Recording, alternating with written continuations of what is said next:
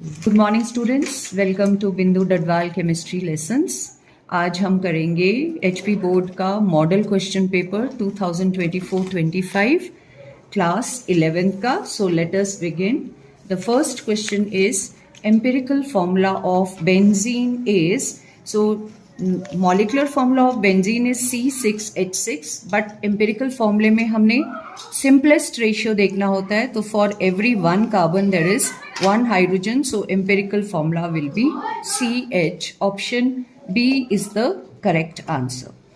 Second question is angular momentum of an electron in the nth orbit is given by, तो angular momentum of an electron जो है it is an integral multiple of h by 2 pi.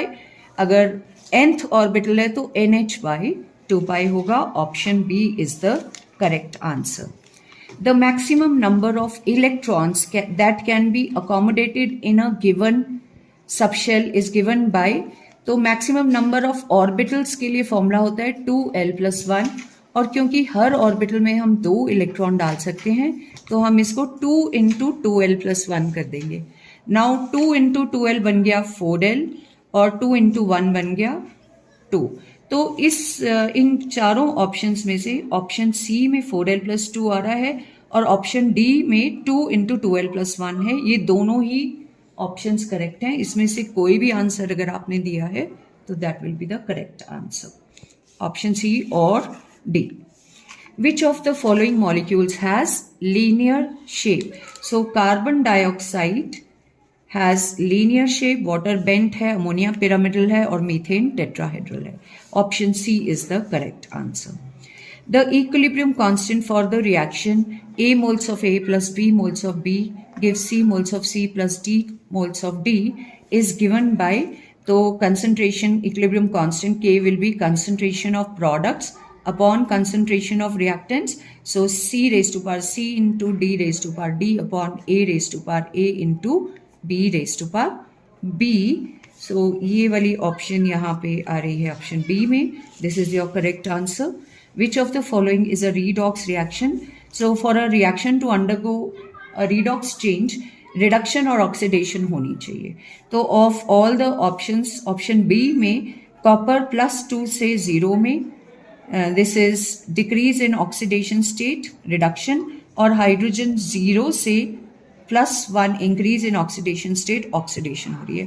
So this ये वाली redox change है। बाकी सब में oxidation state same रहती है, तो वो redox changes नहीं है। The functional group in an alcohol is OH। The number of sigma bonds and pi bonds in benzene are, तो बेंजीन में every carbon is attached to 1 hydrogen each, तो 6 sigma bonds तो ये वाले हो गए। इसके अलावा जो ये 6 बॉन्ड्स हैं ये सभी सिग्मा बॉन्ड्स हैं, तो 12 सिग्मा बॉन्ड्स हो गए, और ये जो 3 डबल बॉन्ड्स हैं इसमें एक पाई बॉन्ड है। So answer is 12 sigma bonds and 3 pi bonds. Option C is the answer. Which of the following is an alkyne? Alkyne वो होता है जिसमें ट्रिपल बॉन्ड होता है, तो propyne is your answer. Which of the following reaction involves the addition of hydrogen to an unsaturated hydrocarbon? तो unsaturated hydrocarbon होता है जिसमें डबल या ट्रिपल बॉन्ड है और उसमें हाइड्रोजन ऐड कर रहे हैं, तो इसको हम हाइड्रोजनेशन कहते हैं। Option C is the correct answer. So now question number 11 is assertion is electrons in the same subshell have same energy, and reason is electrons in the same subshell are located in orbital with the same shape. तो यहाँ पे both A and R are true and R is the correct explanation of A. तो 11th के लिए option A आएगी।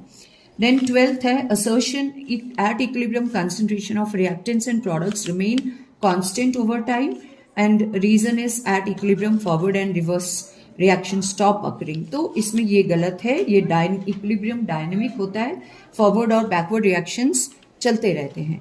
सो assertion A is correct whereas reason R is false. तो option C is the answer. Then question number 13, explain the significance of azimuthal and magnetic quantum number. Azimuthal quantum number L, it gives us the subshell, किस subshell में कोई electron present है, और साथ ही साथ ये उसका शेप और एनर्जी भी बताता है। जबकि मैग्नेटिक क्वांटम नंबर ML जो है ये बताता है कि किस डायरेक्शन में किसी सबशेल का कोई पर्टिकुलर ऑर्बिटल प्लेस्ड है। ML की वैल्यू -L से लेकर +L तक इंक्लूडिंग 0 हो सकती है, जबकि L की वैल्यू n-1 से डिनोट होती है। तो ये सिग्निफिकेंस है of azimuthal and magnetic quantum numbers. Next question is define ionization enthalpy. So energy required to remove the most loosely held electron from an atom in its isolated gaseous state is called ionization enthalpy. Trend of ionization enthalpy across a period, जब हम left to right जाते हैं तो ionization enthalpy increases, and down a group जब हम top to bottom जाते हैं ionisation enthalpy value decreases, क्योंकि साइज डिक्रीज होता है तो इलेक्ट्रॉन रिमूव करने के लिए कम एनर्जी चाहिए होती है। Next question is state and explain the first law of thermodynamics. तो energy can neither be created nor destroyed, however it can be changed from one form to another. That is जो law of conservation of energy है वही first law of thermodynamics भी होता है।